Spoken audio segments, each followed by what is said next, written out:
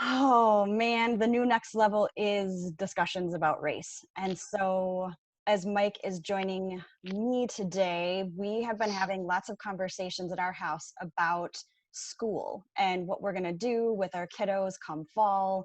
And we are actually going to be doing a special new next level episode all around how we're making decisions about what we're doing in the fall. So stay tuned for that in the next week or so. But today we are talking about our own educations. And Mike asked me a really interesting question the other night about like, what did you learn about race in your history classes? And I really, I felt super defensive in a way and also really bashful about it. And I'm actually curious about that question, Mike. Like, what were you expecting me to say? How I did you didn't, think that was going to go down? I didn't really have an expectation because I don't know. I know the conversations that we've had with present day with other parents who have older children, the discussions around what was in their history textbooks, and even what the instructors or the teachers themselves were taught. And so I, it just kind of sparked the curiosity about what your experience was like. Mhm. And I think it's different for everyone. Can you adjust your headphone, honey? I'm getting a little bit of a feedback around where that is. Thank you. How's That's better. that? Thank you. Oh, that's perfect. Okay. Yeah, I can hear you better too. Thank you. You're welcome. All right. Yeah, so I was just curious. I didn't really have an expectation of how you were going to answer. So how's that for an answer to your question?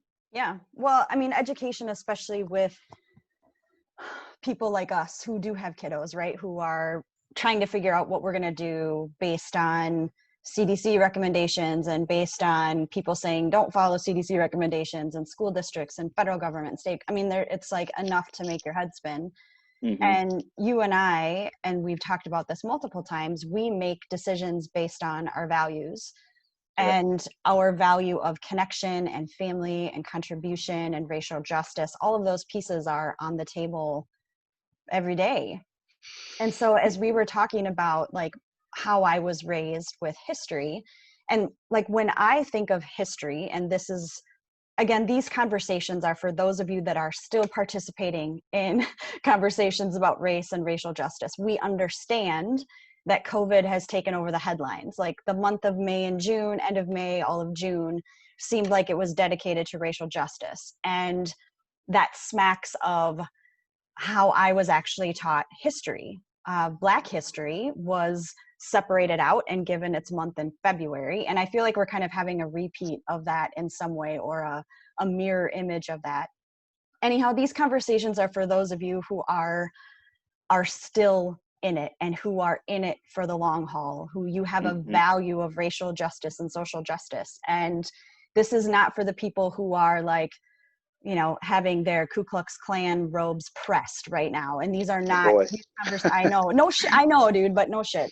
And these are not for I the mean, it's true. people. It's not for them. I'm No, just.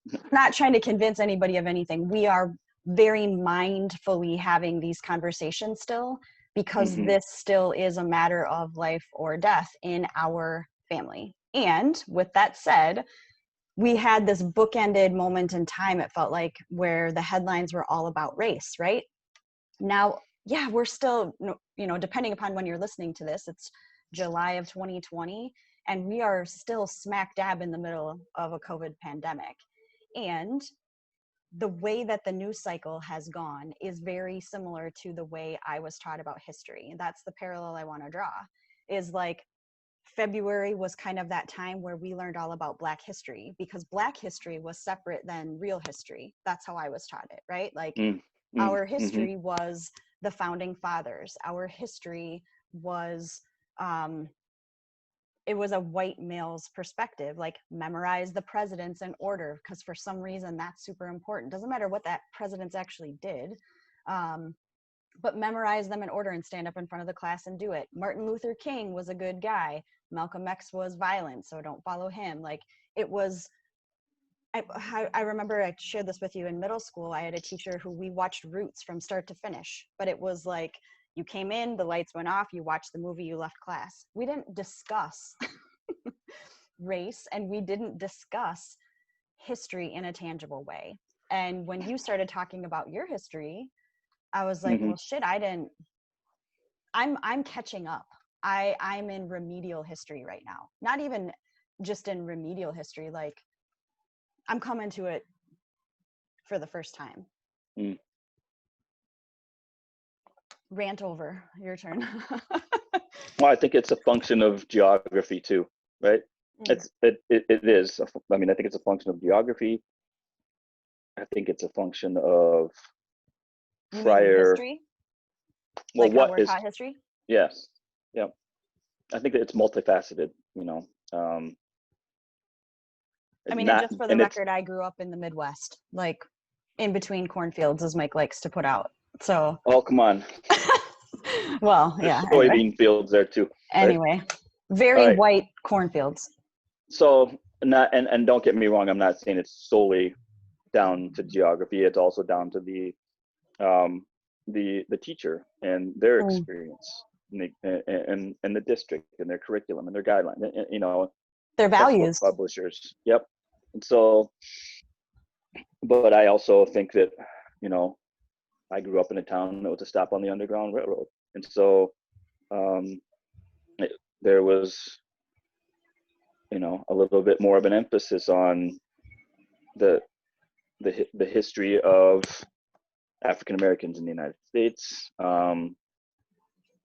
and Jim Crow and the segregation and Reconstruction. And so I learned about those things in elementary school and junior high. But then if you were to talk to, for an example, I think I'm trying to remember, I think it's one of the friend of ours has a child who was in junior high, and they were taught last year. right. Well, first of all, this, and I don't know this to be true, this is just from the conversation that we had. So, but the history textbook was from the 1990s. And to me, that was just last year. So that doesn't sound that long ago, but I understand what really, you mean. It doesn't, but it's, and the sentiment of the teacher was that the civil rights movement ended in the 60s and everything is cool, like Black people got the right to vote. They can marry white people, like we're good, man. And that, I believe, is a function of the fact that their textbooks also were lacking in information. And so I think the world, well, maybe the world, but for sure in the United States, most people are playing catch up. I missed that last part. What did you say? I said for sure in the United States, most people are playing historical catch up. And it's optional. Not the condiment, yeah, no, I am with you. Okay. But it's optional, I think. For people me. Not anymore. Well, I'm going to disagree on that. Okay. It shouldn't be optional. It shouldn't be optional. And if, in fact, you are one of those people who are interested in participating in a conversation that's going to facilitate some kind of meaningful change, it's not optional. And you and I have talked about this multiple times, where it's like the status quo for middle class white people is being disrupted in lots of ways, right? Like work and school and going to the grocery store, and there's this mask war that's happening, and on and on and on. But for the most part, a lot of people's lives are not, at least they can't see it, not directly impacted by race. This is a white person's perspective, because we don't consider ourselves even having a race. And I am going to speak for a lot of unconscious white people. I have not considered that I have a race. Like, that isn't I'm just a white person. It does not play a role in my decision making. That's how embedded in the system I am and have been. I have to actively seek out history. I have to, like, I even went to the local bookstore. Thank you, Foxton. I love you, Heather. And I said, I can't do one more book on race right now, man. I need to have a little bit of a reprieve. I'm still building my stamina. I'm still recognizing how deep this shit goes. And you get that, like, you get to have a reprieve.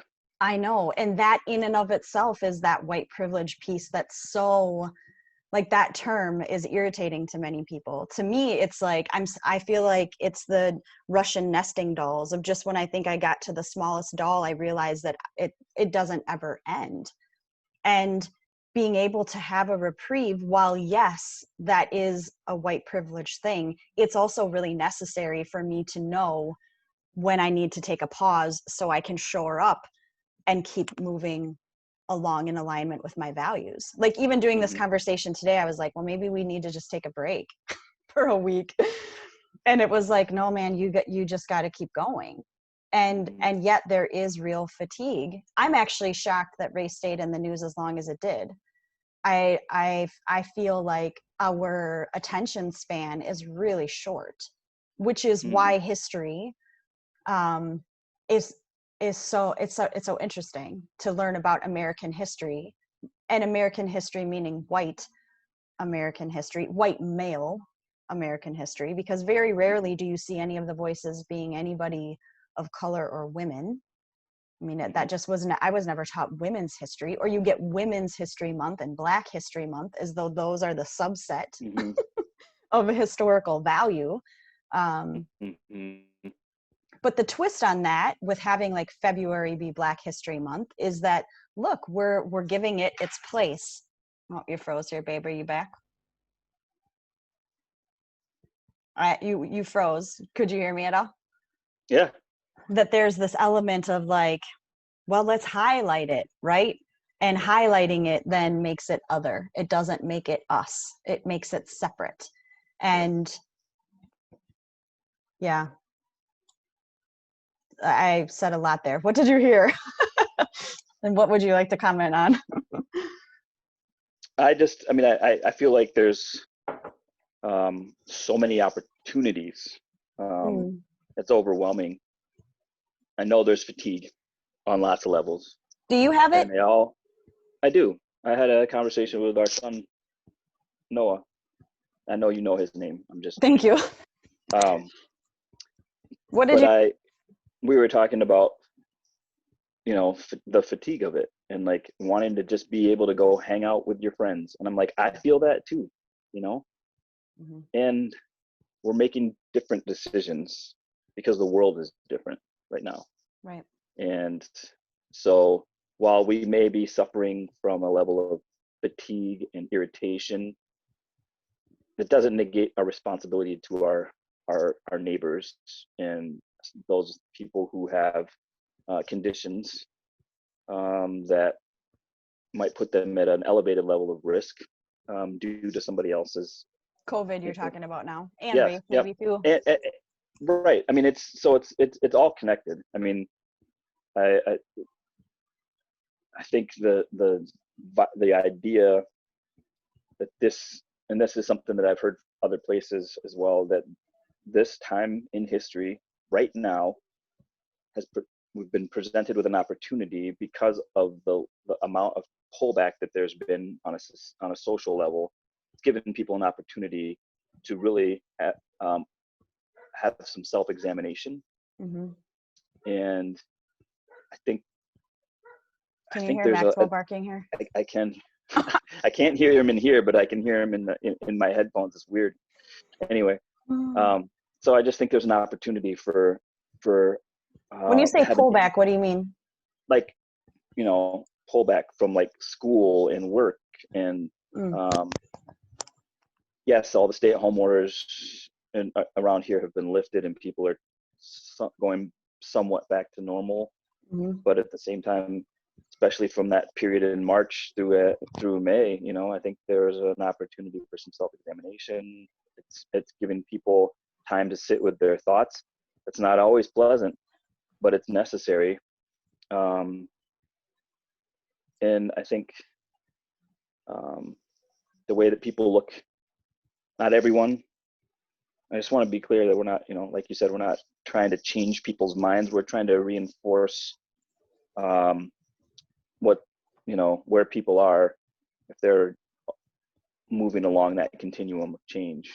I think these conversations are really designed as conversation starters. It's not this isn't the space where you're going to be like, okay, Mike and Heidi are the teachers and here's the lesson. It's more like, hey, this is the shit we're talking about behind closed doors. And for you to do that self-examination and to have, I think of it as a prompt where it's like, hey man, what was your history education? What were you taught about Black history? What were the messages? How was it presented to you? Like and how's that working out for you? When you were talking about the distinction between Martin Luther King and Malcolm X, and the connotation behind that, like Malcolm X was the bad one because he was aggressive, but Martin Luther King was one of the good ones, right? That term, he was an acceptable Negro, right, for most people. But Malcolm X was not, because his viewpoint and his agenda was aggressive. But I think if you know anything about his history, like he had a grudge, he had a chip on his shoulder, and rightly so.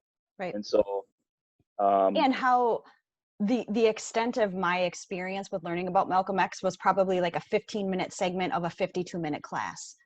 I mean, the conversation about history sparked a broader conversation about education, which sparked a conversation about our medical system, which sparked a conversation about, how disconnected we are just in general, that we've compartmentalized our lives to the point of disconnection.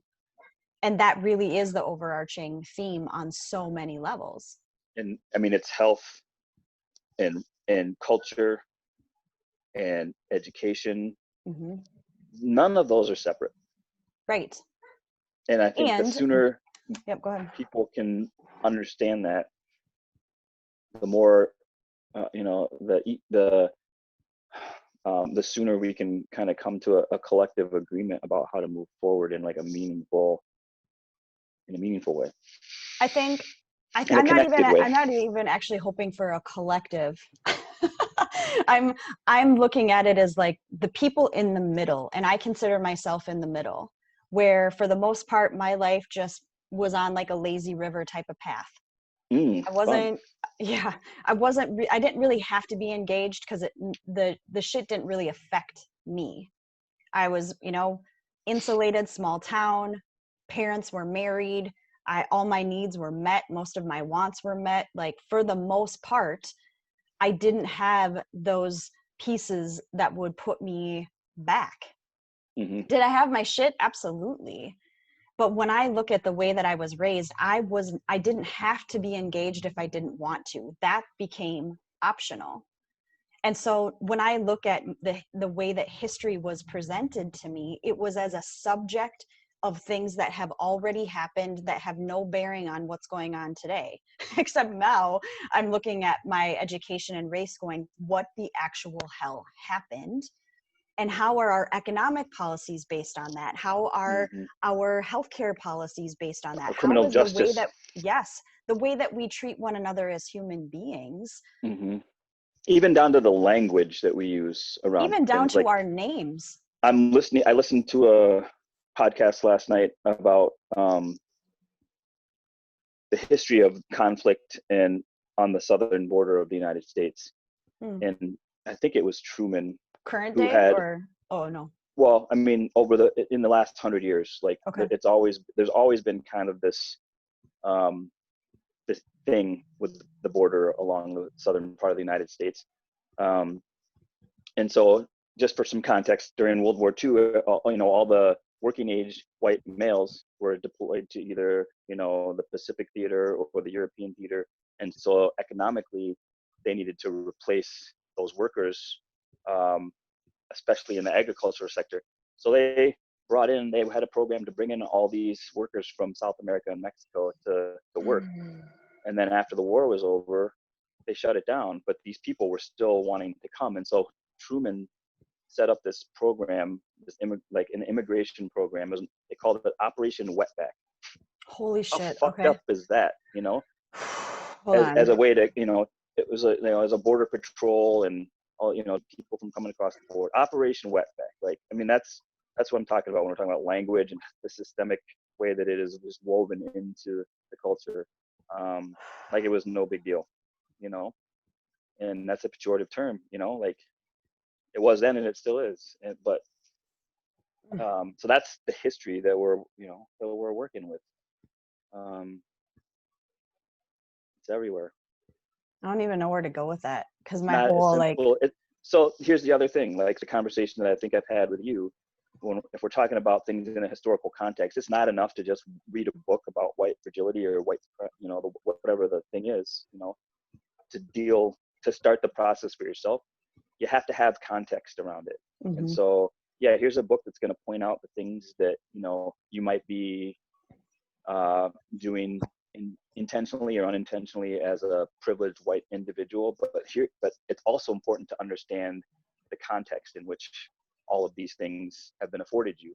Well, let me be super candid begs the you know, the importance of having a more whole picture of our country's history. So well, and let me be super vulnerable here. I started reading books like White Fragility and all, you know, I have a stack now for personal development reasons. That isn't the reason you should do that, by the way, but that's where it began, where it was like, holy shit, what happened? Here's the book list for good white women. Right. Read these first. Yep. And it started for me as personal development, and where it has led to is for me to go, oh shit, this is not about personal development. This is about acceptance of my complicity in a structure that systematically creates imbalance, systematically creates violence for people that I have not even actively or consciously been participating in, and recognizing that I'm a racist, not an overt violent KKK member, but that I benefit from structural racism, and I have, right? And then it becomes like, where does this come from? I mean, it sparked me wanting to do my genealogy, and I told you I was afraid to do it because I have a German background and I didn't want to know. How many of us just don't want to know, you guys? How many of us are like, fuck, I really don't want to know. I was more concerned about, you know, there being Nazis in my background. And then it was like, oh shit, I probably have slave owners. Like, we don't, but there was this matter of like, I needed to know. I wanted to not know, actually. And it's important to know.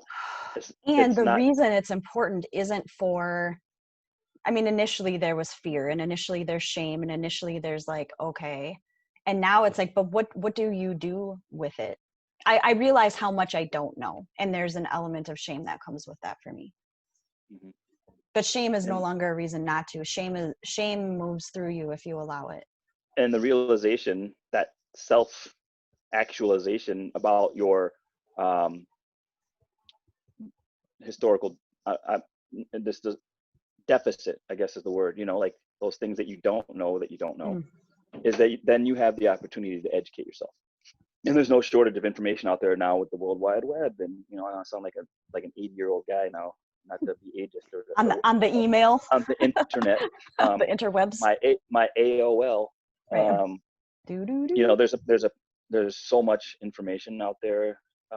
If you just know, you know, if you just look, but it does require active participation. This isn't going to be a passive, through osmosis. Oh, I know a black guy, so I must not be a racist. Or I'm married to a black guy, so I must not be racist. Right. And can I be black? You know, all those questions that we've circled, like what's appropriate? How do you? There's an awesome podcast called Yo, Is This Racist? I like that. Who's it by? Or I can't remember. We'll put a link to it. Okay. Yeah, I've been sharing some stuff. Well, how many times have I asked that of you? Like, dude, can I say this? Or, is that racist what I just said? Or, I mean, it started out in jest. It's become a thing now where you're like, what's the origin of that phrase? Yes.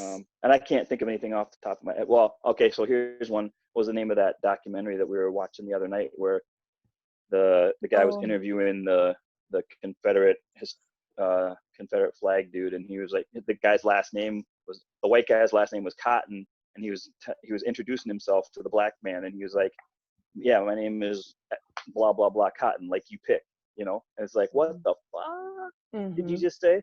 I know. So, but I mean, that's a really blatant example, but there are, like cotton picking. That's another one. Like, saw an episode of The Simpsons where Homer was yelling at Bart and calling him a cotton picking something or other, and I'm like, that shit's racist. You can't say that. Now, like it puts a lot of things into perspective when you're. Well, and I think that there's this tension of this push-pull of like, I want to be a part of the solution, and then I get to the point where I want to be part of the solution, but I feel like I'm going to fuck it up, or I'm not going to be politically correct, or I'm going to say something that's racist, or I'm going to say something that's going to offend. You know what I'm going to say though, right? Let me finish first. Yes. You say it anyway. Right. For me, where it's that point of tension is where I do my self-examination. And for me as a leader, not as a leader as in I have it all figured out, but as in I'm sure shit not going to set idle. You say it and be willing to be corrected. Be willing to get in it and get messy and have your feelings hurt and have someone call you a racist and go, you know what, you're probably right. It's not my intention, but teach me. What were you going to say? I was going to say the only way you can fuck it up is if you don't do it. Right. And that's your stretch then, right? Like, and it's honoring those feelings, but we as white women, especially white women in the coaching space, are taught like, honor your feelings and how does that make you feel, and this whole movement towards how are you feeling, which is only one part of it. Your feelings only matter to a point.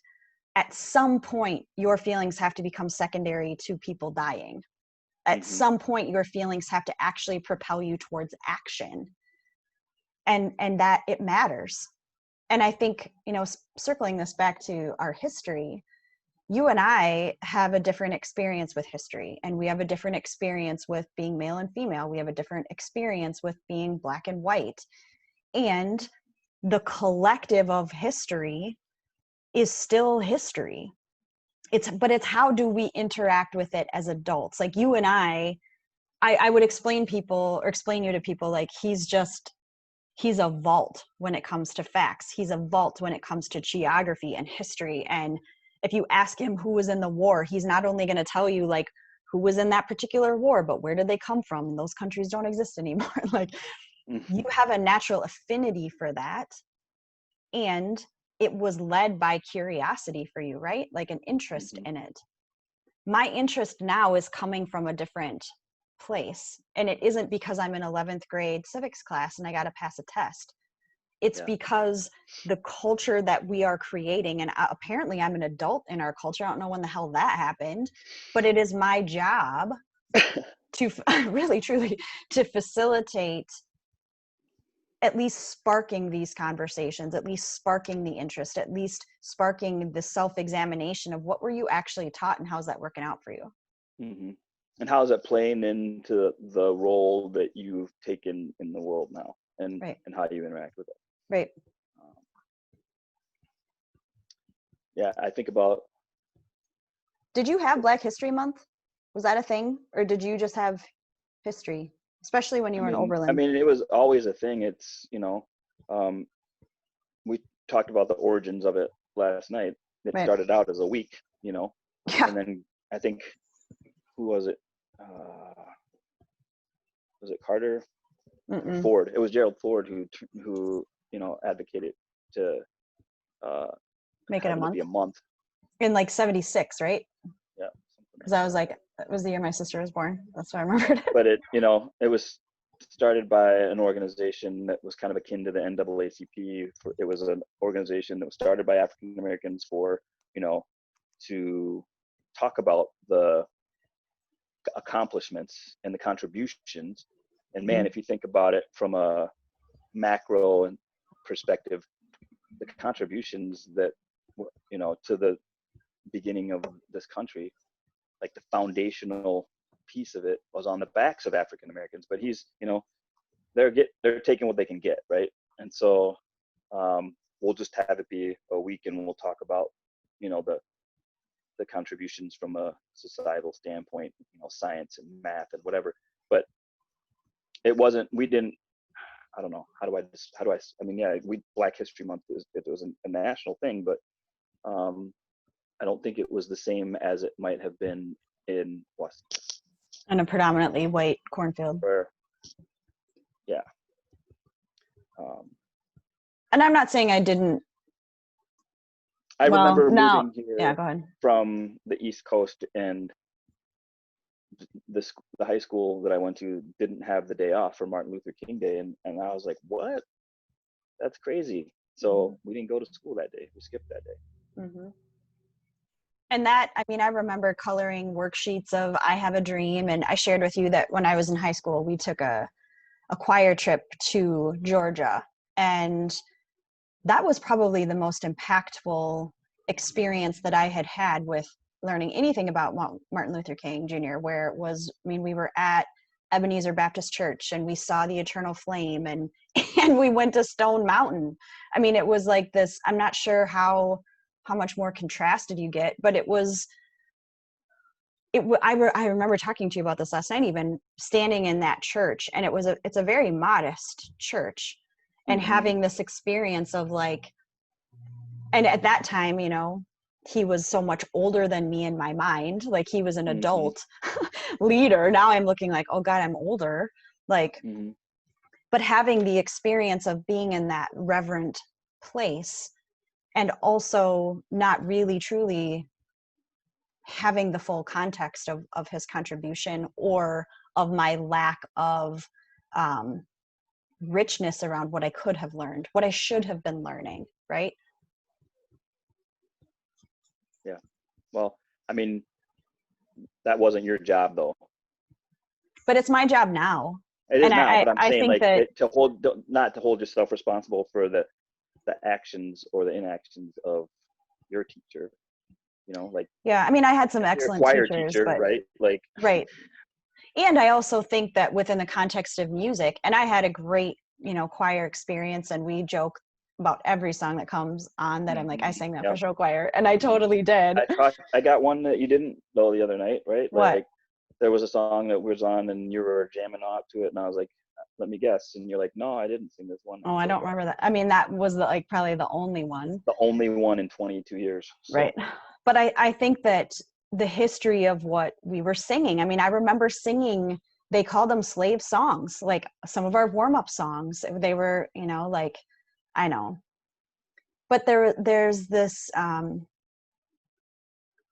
do feel like I was cheated out of lots of enrichment. I do feel like by not knowing the full scope of your history and how it's actually woven into every other part of your life, that there's a piece missing, and pieces missing, and empathy that is not able to be cultivated, and change that is not able to be made, not by like going over history to the point where you're not taking action, but going over your history so you can. Well, and I think that's a product of the sanitization. Like, we don't want to feel those things, that we don't want to feel guilt or shame, so we're just not going to include it, because we don't want people to feel bad about the actions of their ancestors, when in actuality, give them the opportunity to process that and figure out how they want to move forward. But also, like, if you don't talk about it, it's just going to continue to happen, right? Like,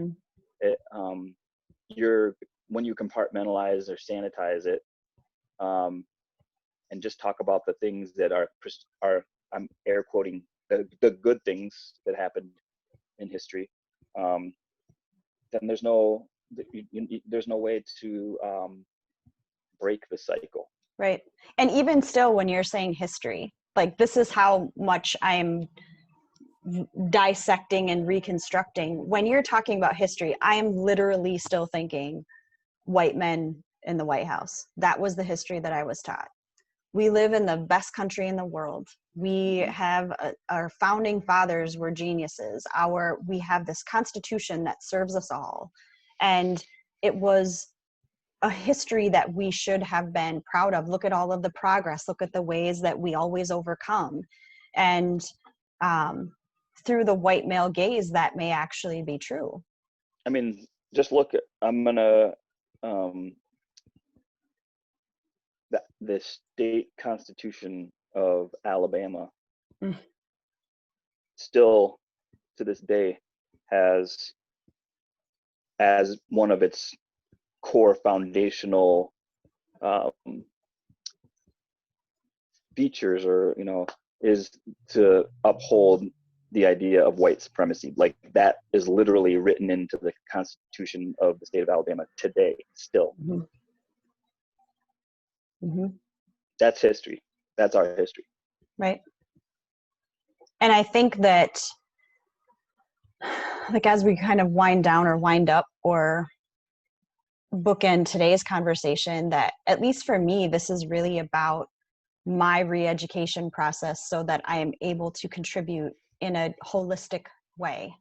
That it's important for me to know my history. It's important for me to feel that. It's important that when I'm thinking about history, I'm thinking of it in a robust, rounded out, non-sanitized way. Not so I can feel ashamed, but so that I can feel what I need to feel so I can actually take action.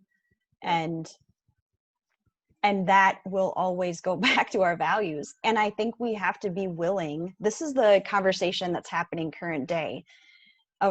And we may ruffle some feathers, but whatever. Around mask wearing, where it's like, yeah, but they said before that they shouldn't, or we don't have to, or we shouldn't. And now they're saying we should. And so they lied. And it's like, okay, we have to be allowed to evolve. We have to be allowed to change our fucking minds when we have new information.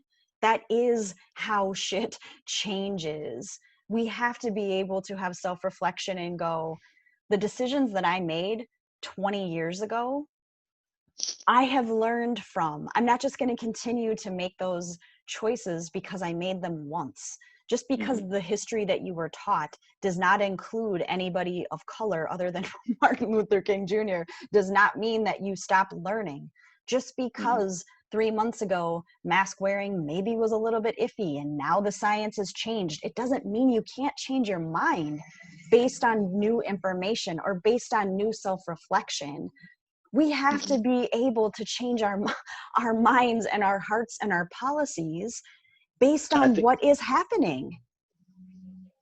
Yeah. And I think that that's the lesson or the blessing. And I'm not saying that COVID is a blessing, but we don't know shit about this virus. And so things are going to change rapidly. Where are we at? We're operating like at a week at a time, that's about as far out in advance as I can get. Because by the end of the week, things could change. Yeah, if you ask us what we're doing in August, we don't know. Right. And I think if you say you do know, you're probably mistaken, Or like you're not in a space of flexibility, but flexibility is a value of ours. Oh, you paused, babe.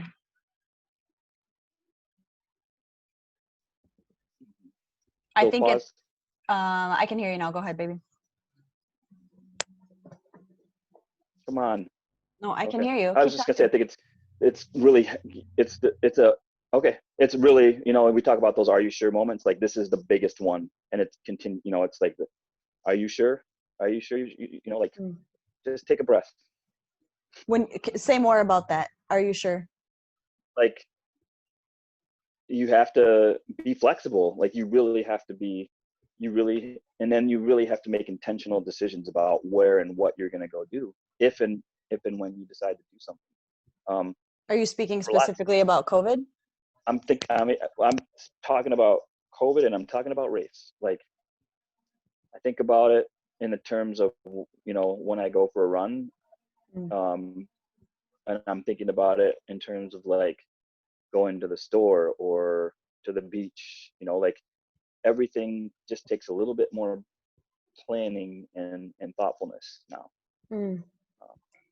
I'm finding that I'm dancing between feeling really grateful that it takes more intention and feeling really resentful Mm-hmm. that it takes more intention, and everything. There's a laboriousness that there's no end in sight. And I think that is one of the hardest parts, where yes, yesterday going into a bookstore saying I need a break, like I need to like recharge, is maybe a white privilege piece. And it's also part of my long game. It's also a way for me to go, okay, I am actively in this for the long haul.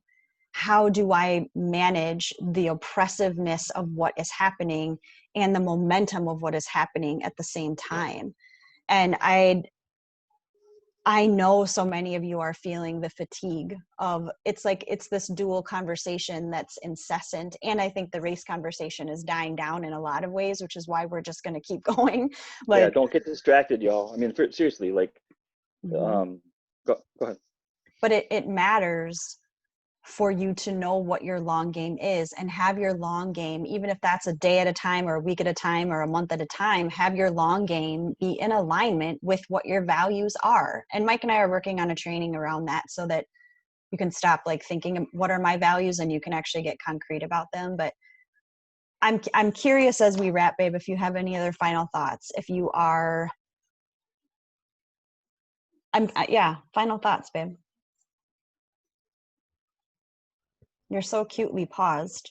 So I Am go I ahead. still paused? I can hear you, but Okay. yeah, you're a little pausy. Go ahead. Okay. I would encourage or challenge people to find an outlet that provides a perspective that they might not be familiar with when it comes to the historical perspective, and then share what that is. Like, it could be a book, it could be a podcast, it could be a documentary, it could be I don't know. You're in I ultra slow recommend some motion. these, but Well, like, take that stretch. So you're in ultra cool. slow motion. What I think I heard you say was a book, a podcast, a documentary, Mm-hmm. and then it was Not slow a movie. motion. Not a movie. Okay. Not like 12 Years a Slave or something like that. That's a historical dramatization, but something that's rooted in like actual historical fact. So, and I think for me, it's been about diversifying what I'm consuming on many levels, and being, and also being enriched by it, like listening to different music than maybe I'd listened to before, reading authors that I read as required reading, and then reading them through the lens of an adult, even watching documentaries about Toni Morrison and Nina Simone, and these women, God, these women that were just like so fucking powerful. And for me to have things broadened and deepened, you get fortified in a different way as well. And final thoughts for me, I guess, are to continue to be as uncomfortable as you can be. Like, that discomfort matters. It matters, and it is a place of privilege, I think, to be uncomfortable. Like, when you're choosing that discomfort, there's a difference between people who are suffering and that discomfort is systemically stacked against them. I have the weird luxury of choosing to stay uncomfortable, of staying engaged. And so if you are in a similar place of privilege, choosing to be uncomfortable sounds really counterintuitive. And we're just going to keep inviting you in, like that. Come and be uncomfortable with us. That matters. So your new next level really is about examining your history and examining the way you were taught history, and then it becomes the Re-Education. What is that? That's a Lauryn Hill album, right? Is that a Re-Education of Lauryn? Is that real? Is that an I album think of so. hers? Yeah, The sounds right. Re-Education of Lauryn Hill. Anyway, thank you for doing this again. We're just going to keep Yeah. coming with it, and stay tuned. We're going to be doing a special feature on how we're deciding what happens with our kiddos for the school year 2020-21. Stay tuned for that. And we are going to be sharing all of these lives on our new podcast as well, called The New Next Level. So stay tuned. We're going to be dropping details on that over the next couple of weeks. Thank you, friends, for joining us again. I'm Heidi Mitro with The New Next Level, with my gorgeous, beautiful, intelligent husband, Michael Mitro. And we will catch you here again. So thank you, and we will